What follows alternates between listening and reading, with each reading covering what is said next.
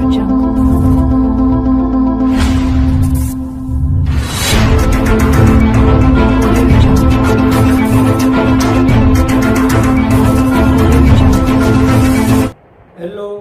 નમસ્તે વિદ્યાર્થી મિત્રો.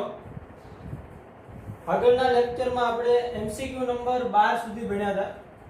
નેક્સ્ટ એમસીક્યુ છે 13. એમાં કીધું નીચેના વિધેયના મહત્તમ તથા ન્યૂનતમ મૂલ્યનો તફાવત શોધો. હવે વિધેય આપ્યું છે આપણને f(x) = 0 થી x 6t² - 24 dt. જ્યાં x belongs to સૌર અંતરાલ 1,3 પર. ઓપ્શન આપ્યા એ 14, b 10, c 4 અને d none of these, એક પણ નહીં. એટલે તફાવત મેળવવાનો કોનો? મહત્તમ તથા ન્યૂનતમ મૂલ્યનો.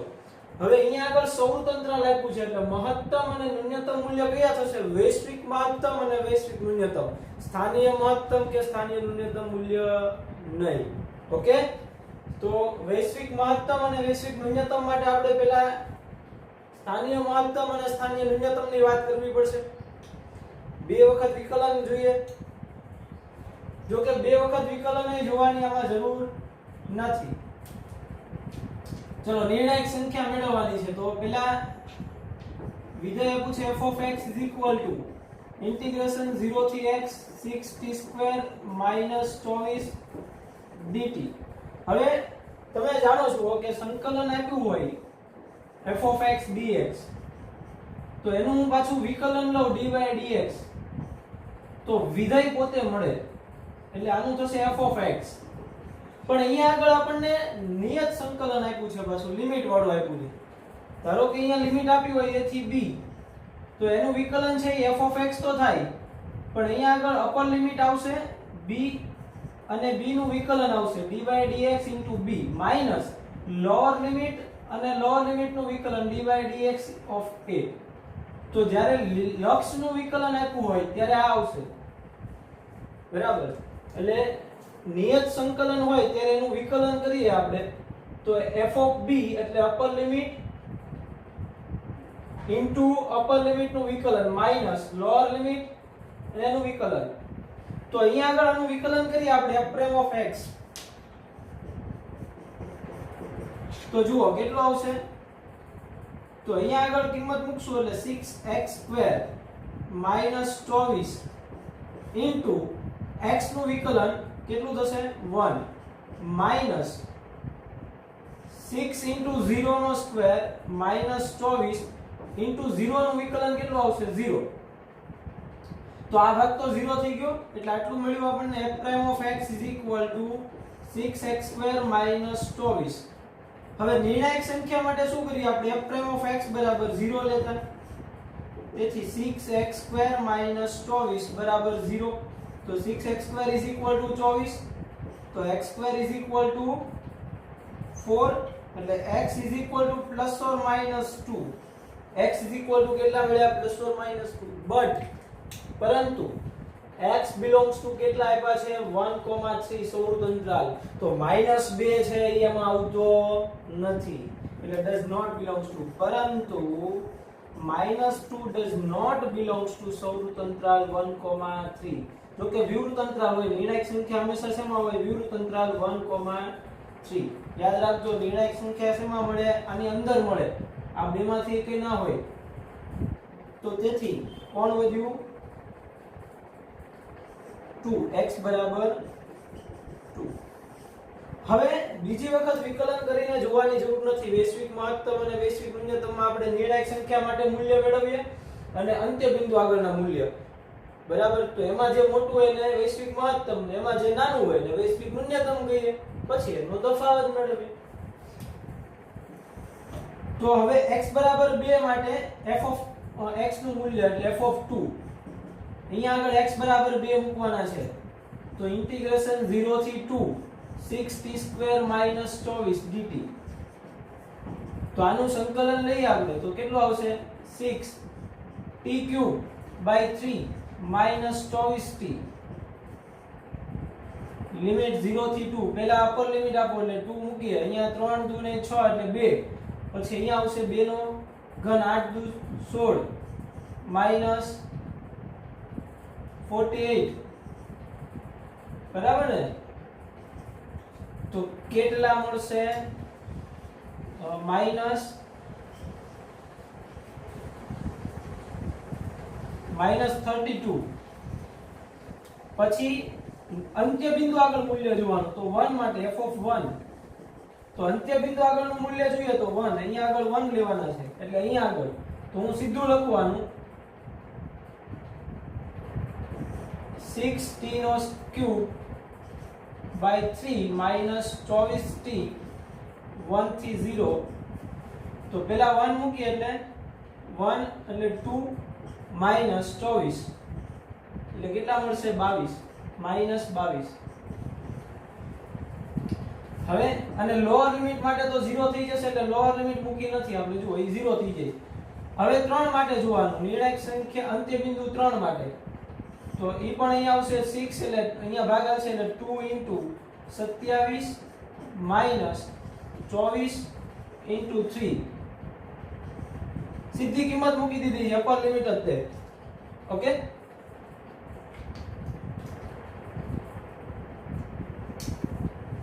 તો હવે કેટલા આવશે જુઓ? 27 દુ 54 ને આ કેટલા થશે? 24 તેરી 72 minus 54 એટલે ગણી લો ને 18 આવશે, -18. 54 minus 72 એટલે -18. તો હવે આ ત્રણ મૂલ્યો મળ્યા, -32, -22 અને -18.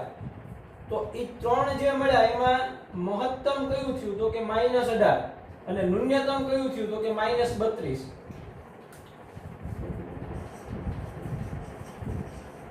મહત્તમ મૂલ્ય બરાબર -18 તથા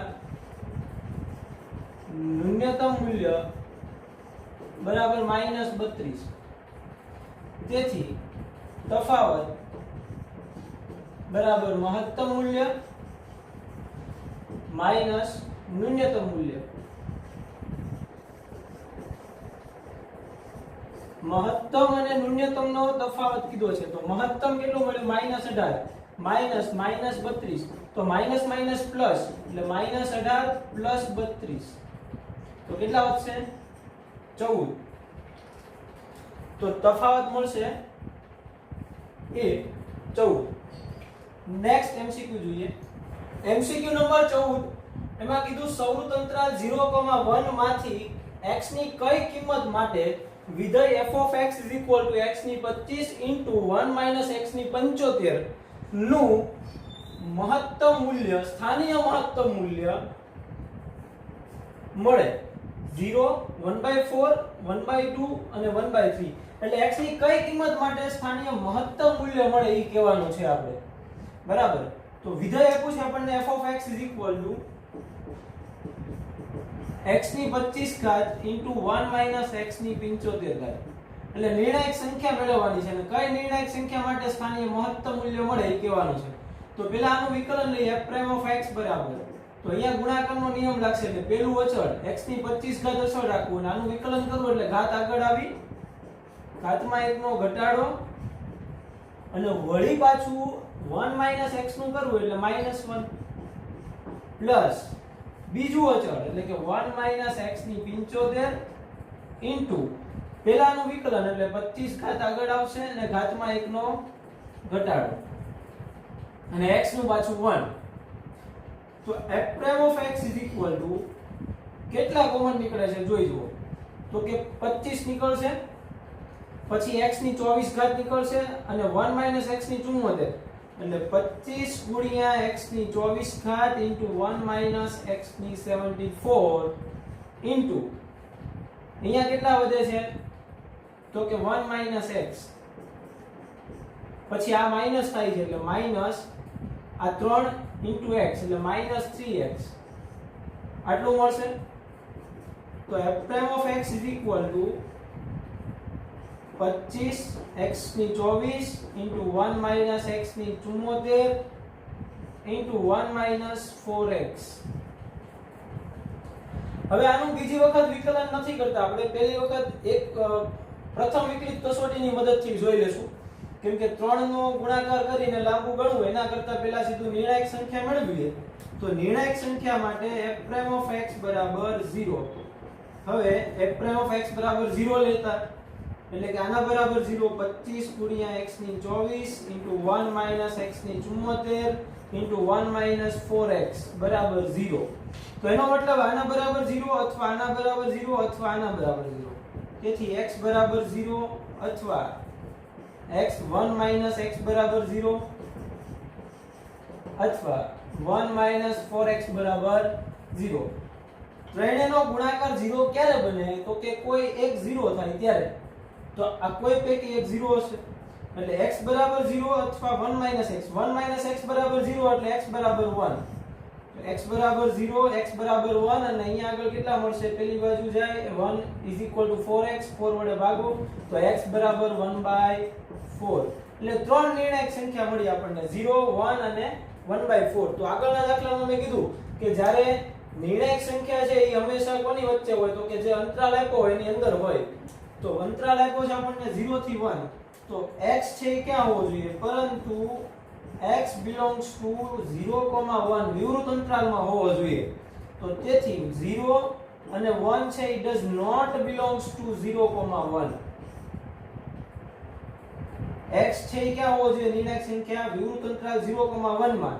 તો 0 અને 1 છે એ લઈ શકાય નહીં. તેથી x does not equal to 0 and 1. તો તેથી x is equal to 1/4.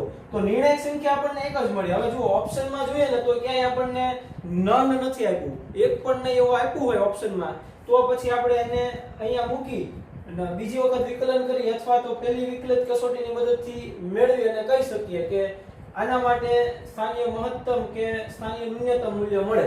પણ અહીંયા ઓપ્શનમાં આપણને જુઓ કે નન એવું કઈ આપ્યું નથી, ઓપ્શન બધા આપ્યા છે, એમાં એવું કીધું એક પણ નહીં, તો આપણે આગળ વિચારી શકાય. હવે અહીંયા તો આપણને એક જ નિર્ણાયક સંખ્યા મળી છે અને સ્થાનિય મહત્તમ માટે કીધું છે, તો આપણે થોડું મગજ આકીને કહી દઈએ કે ભાઈ એક મળી છે તો એના માટે જ હોય ને મહત્તમ, તો કોણ આવશે?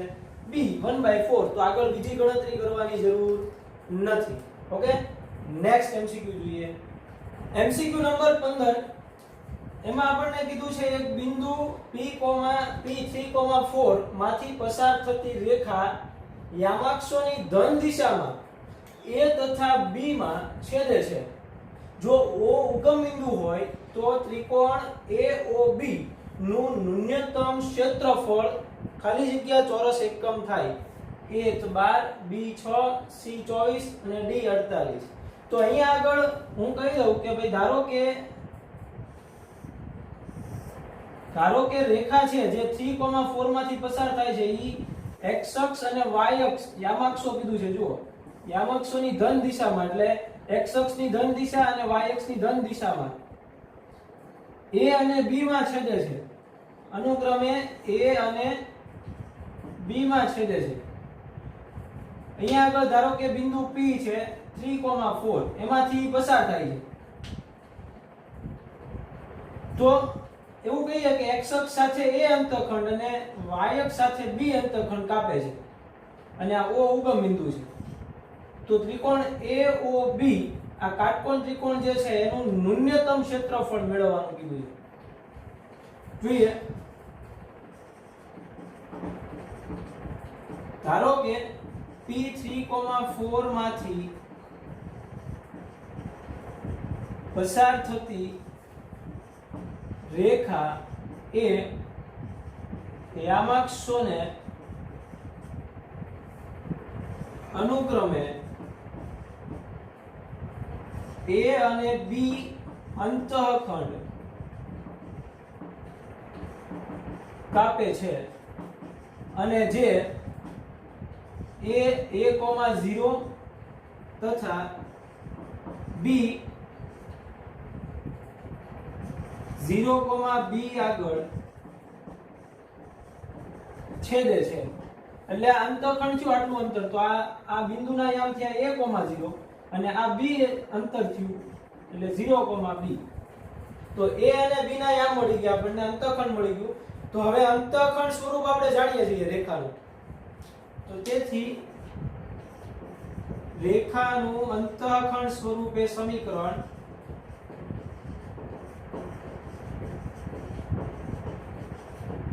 કયું છે? જો x અંતઃખંડ a અને y અંતઃખંડ b હોય તો રેખાનું અંતઃખંડ સ્વરૂપ x/a + y/b = 1. આ રેખાનું સમીકરણ છે અને આપણે 1 કહી દઈએ. અને જે શેમાંથી પસાર થાય છે? તો કે 3,4 માંથી. જે બિંદુ P 3,4 માંથી પસાર થાય છે. જો એમાંથી પસાર થતું હોય તો એનું સમાધાન કરતું હોય તો અહીંયા આગળ x = 3 અને y = 4 લઈએ. તો તેથી 3/a + 4/b = 1. તો આમાંથી કોઈ એકને કરતા બનાવીએ, b અથવા a ને. આપણે b ને બનાવીએ કરતા. તો આ પહેલી બાજુ છે એટલે 4/b = 1 - 3/a. લસા લઈએ તો a - 3/a. તેથી 4/b = a - 3/a. આનું વ્યસ્ત કરી નાખીએ અને 4 ને પેલી બાજુ ગુણાવી દો એટલે b = 4a/a - 3. આ b ની કિંમત મળી. હવે વિધેય કયું થશે આપણું? તો કે ત્રિકોણ AOB નું ક્ષેત્રફળ. ત્રિકોણ AOB. તો એ ત્રિકોણમાં તમે જુઓ તો એનું ક્ષેત્રફળ 1/2 પાયો ગુણ્યા વેધ, પાયો ગુણ્યા વેધ એટલે a * b. તો તેથી ત્રિકોણ AOB નું ક્ષેત્રફળ ડેલ્ટા બરાબર 1/2 a * b. તો b ની કિંમત આપણે મેળવી અહીંયા મૂકી દઈએ એટલે આપણું વિધેય છે એ તૈયાર થઈ ગયું. વિધેય મળી ગયું આપણને. ડેલ્ટા = 1/2 a * b કેટલું મળ્યું? 4a/a - 3. તો આ વિધેય થઈ ગયું. એટલે ડેલ્ટા = 4a² / 2a - 6. બે ને અંદર ગુણાવી દે. તો હવે આને આપણે બે વખત વિકલન કરવાનું છે. પહેલી વાર વિકલન બરાબર 0 નિર્ણાયક સંખ્યા લઈ અને બતાવવાનું ન્યૂનતમ ક્ષેત્રફળ. અને ક્ષેત્રફળ કેટલું છે એ પણ આપણે મેળવવાનું છે. તો પહેલી વાર વિકલન કરીએ તો d ડેલ્ટા / d a ની સાપેક્ષે કરવું પડશે. કોની સાપેક્ષે થશે? a ની સાપેક્ષે. તો છેદ અસર એટલે 2a - 6 અંશનું વિકલન એટલે 8a માઈનસ અંશ અસર અને છેદનું વિકલન કરીએ તો કેટલા આવશે? ખાલી 2 છેદમાં છેદનો સ્ક્વેર.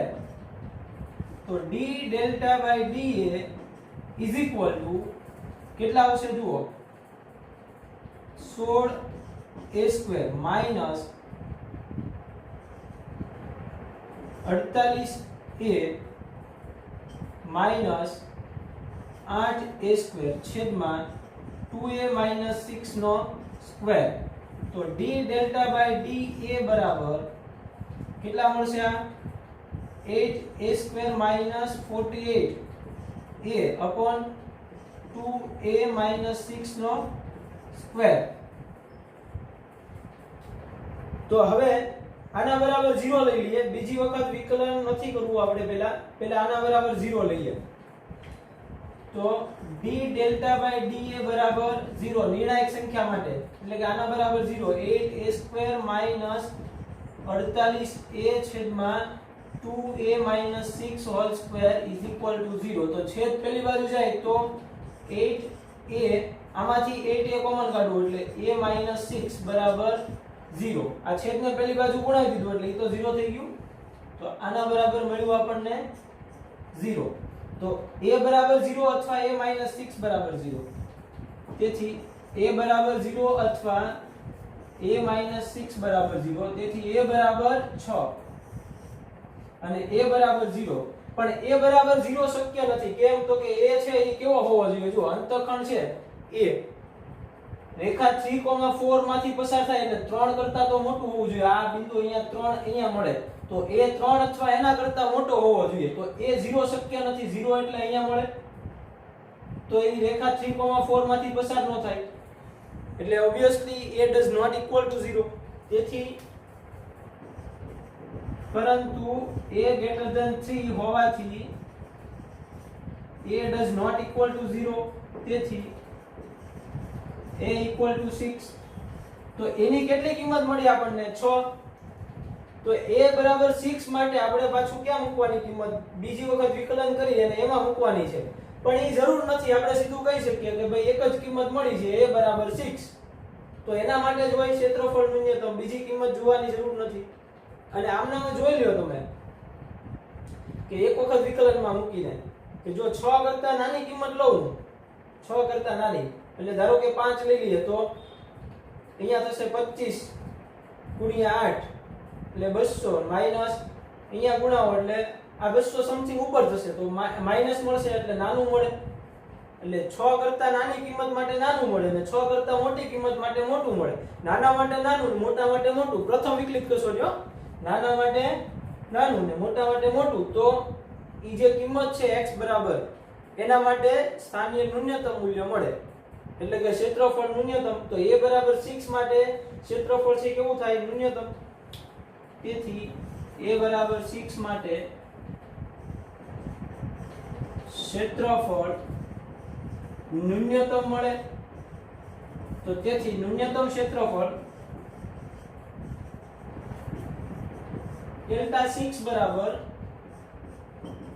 કેટલા આવશે? તો કે 4 into 6 square, 4 into 6 square. અહીંયા આગળ કિંમત મૂકવાની છે 4 into 6 square upon 6 minus એટલે 2 into 6 minus 6. તો અહીંયા કેટલા આવશે જુઓ 36 ગુણ્યા 4 એટલે 144, એને ભાગ્યા 6 એટલે 24. તેનો જવાબ આવશે 24 ચોરસ એકમ ન્યૂનતમ ક્ષેત્રફળ. નેક્સ્ટ એમસીક્યુ જોઈએ. એમસીક્યુ નંબર 16 એમાં કીધું છે વૃત્તખંડની પરિમિતિ અચળ છે તો કયા વૃત્તીય કોણ પર વૃત્તખંડનું ક્ષેત્રફળ મહત્તમ થાય? a π/4, b π/6, b π/4 અને c 4 d 2. હવે આ જે ખૂણા છે એ રેડિયનમાં છે. વૃત્તીય કોણ કેવો હશે? રેડિયનમાં. તમે ત્રિકોણમિતિમાં ભણી ગયા, અહીંયા વર્તુળ છે તો વૃત્તખંડ છે એ કયો થશે? જુઓ આ જે ચાપ મળે આ રહી,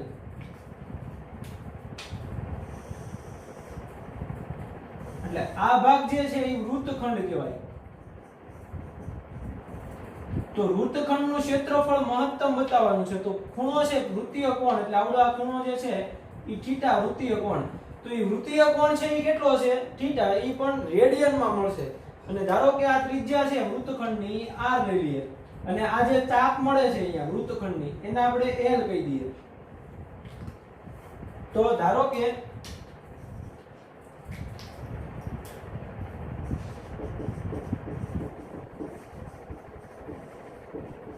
વૃત્તખંડની ત્રિજ્યા r તથા વૃત્તીય કોણ થીટા રેડિયન, થીટા છે રેડિયન માપમાં મળશે એટલે એ થીટા રેડિયન છે. તો એની પરિમિતિ છે એ આપણને અચળ આપી છે. તો વૃત્તખંડની પરિમિતિ ઈ અચળ આપી એટલે આપણે એને k લઈ લઈએ. પરિમિતિ બરાબર અચળ. તો વૃત્તખંડની પરિમિતિ કેટલી થાય જુઓ તો r + r 2r અને આ l ચાપ. તો વૃત્તખંડની પરિમિતિ 2r + l = k, જ્યાં k અચળ, જ્યાં k અચળ.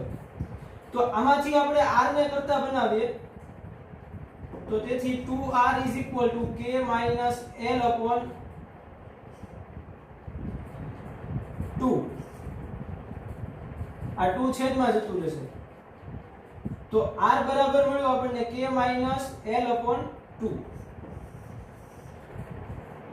હવે વૃત્તખંડનું ક્ષેત્રફળ મહત્તમ બનાવવું છે.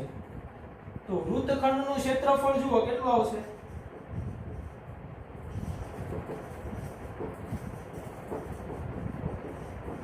એ બરાબર વૃત્તખંડનું ક્ષેત્રફળ, એનું સૂત્ર 10મા ધોરણમાં આવી ગયું. આ વૃત્તખંડનું ક્ષેત્રફળ છે કેટલું આવશે તો કે 1/2 r² થીટા, r² થીટા. વૃત્તખંડનું ક્ષેત્રફળ એ બરાબર 1/2 r² થીટા, યાદ રાખજો. તો હવે r ની કિંમત મૂકવાની છે અહીંયા આગળ. તો a બરાબર 1/2 r બરાબર કેટલા છે k - l/2 નો સ્ક્વેર ઇન્ટુ થીટા. તો a is equal to 1/4 into 1/2 1/8 એટલે k - l નો સ્ક્વેર છેદમાં 8 into થીટા. તો l બરાબર કેટલા છે એ આપણને પછી ખબર હોવી જોઈએ. તો l બરાબર અહીંયા આગળ જ કિંમત મૂકીએ. l બરાબર તો r is equal to k minus l is equal to, હવે ત્રિકોણમિતિમાં ભણી ગયા તમે, કેટલું આવશે l is equal to કે θ is equal to l upon r. કોણ θ is equal to ચાપ છેદમાં ત્રિજ્યા. તો આને અહીંયા ગુણાવું તો l બરાબર r θ કહેવાય, r θ. તો અહીંયા પાછો આવશે k minus r θ. તો પહેલા અહીંથી જ જોઈએ આપણે, એટલે 2r plus r θ is equal to k. તો આમાંથી r કોમન નીકળે તો 2 plus θ is equal to k. તો r બરાબર k upon 2 plus θ, r બરાબર k upon 2 plus θ. તો અહીંયા આગળ આવશે r બરાબર k upon 2 plus θ. એટલે અહીંયા આવશે k square θ છેદમાં 2 into 2 plus θ નો સ્ક્વેર. તો હવે આ વિધેય મળી ગયું. આનો આપણે θ ની સાપેક્ષે વિકલન જોઈએ તો dA/dθ is equal to આ 1/2 તો અચળ છે, છેદ અચળ એટલે 2 plus θ નો સ્ક્વેર અચળ, અને આનું વિકલન કરીએ તો k square minus k square θ અચળ, અને છેદનું કરીએ તો ઘાત આગળ આવશે, ઘાતમાં એકનો ઘટાડો થશે અને θ નું પાછું 1 અને છેદમાં છેદનો સ્ક્વેર એટલે 2 plus θ ની 4 ઘાત. તો હવે આમાંથી તમે જુઓ તો 2 plus θ કોમન નીકળીને એક ઉડી જશે એટલે dA/dθ is equal to 1/2 into આ 2 plus θ ઉડી ગયો એટલે અહીંયા k સ્ક્વેર 2 એટલે 2k square plus θ into k square minus આ કેન્સલ થઈ ગયું એટલે અહીંયા કેટલા વધ્યા 2k સ્ક્વેર θ, 2k સ્ક્વેર θ એના છેદમાં 2 plus θ નો ક્યુબ. તો આમાંથી પણ એક કેન્સલ થઈ જશે, આ એક વખત અને આ બે વખત, તો -1. તો dA/dθ is equal to આમાંથી 2 common 2k square minus k square θ છેદમાં 2 plus θ નો ક્યુબ into 2. તો આના બરાબર 0 લઈએ. હવે આના બરાબર 0. dA/dθ is equal to 0 એટલે કે 2k square minus k square θ છેદમાં 2 into 2 plus θ નો ક્યુબ બરાબર 0. અને પેલી બાજુ ગુણાવો એટલે 2k square minus k square θ is equal to 0. તો તમે જોઈ શકો k સ્ક્વેર કોમન નીકળી પેલી બાજુ, આ પેલી બાજુ જાય એટલે θ is equal to 2. એટલે θ બરાબર 2 રેડિયન મળ્યું. એટલે નિર્ણાયક સંખ્યા આપણને એક જ મળી છે. તો બીજી કિંમત જોવાની જરૂર નથી. આમાં તો વિકલ્પોમાં તો શું ઓપ્શનમાં સીધું કહી દેવાય કે θ બરાબર 2 માટે જ હોય, કેમ કે અહીંયા આગળ નન જવાબ આપ્યો હોય, ડી નન, તો આપણે આગળ જોવું પડે. પણ અહીંયા એવું કઈ આપ્યું નથી એટલે θ બરાબર સીધું 2 રેડિયન. ઓકે, નેક્સ્ટ એમસીક્યુ જોઈએ. એમસીક્યુ નંબર 17 એમાં કીધું ઉગમ બિંદુથી x બરાબર a sin t minus b sin at upon b, y is equal to a cos t minus b cos at upon b, 0 less than b less than a, વક્ર પરના એટલે વક્રના પ્રસર સમીકરણ આપ્યા છે આપણને અહીંયા આગળ x અને y.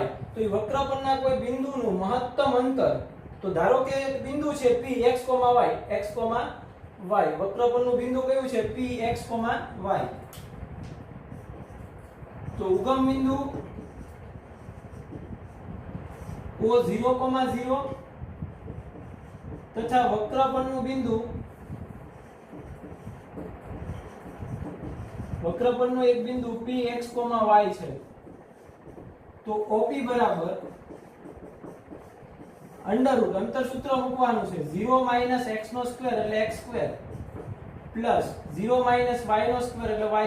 તો √x² + y² અને x અને y ની કિંમત અહીંયા આપી છે, મૂકી દઈએ તો વિધેય મળશે OP બરાબર √x² એટલે આખાનો square a sin t - b sin at/b whole square plus a cos t - b cos at/b નો square.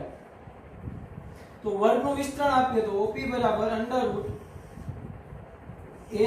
sin² t - 2ab sin t sin at/b plus b² sin² at/b plus આનું વર્ગનું વિસ્તરણ આપીએ એટલે a² cos² t -2ab cos t cos at/b plus b² cos² at/b. તો બેના વર્ગના વિસ્તરણ આપ્યા પહેલા. હવે OP a² વાળા પદ લઈએ, એમાંથી a કોમન નીકળે તો a² sin² t cos² t. પછી b² વાળા પદ લઈએ તો b²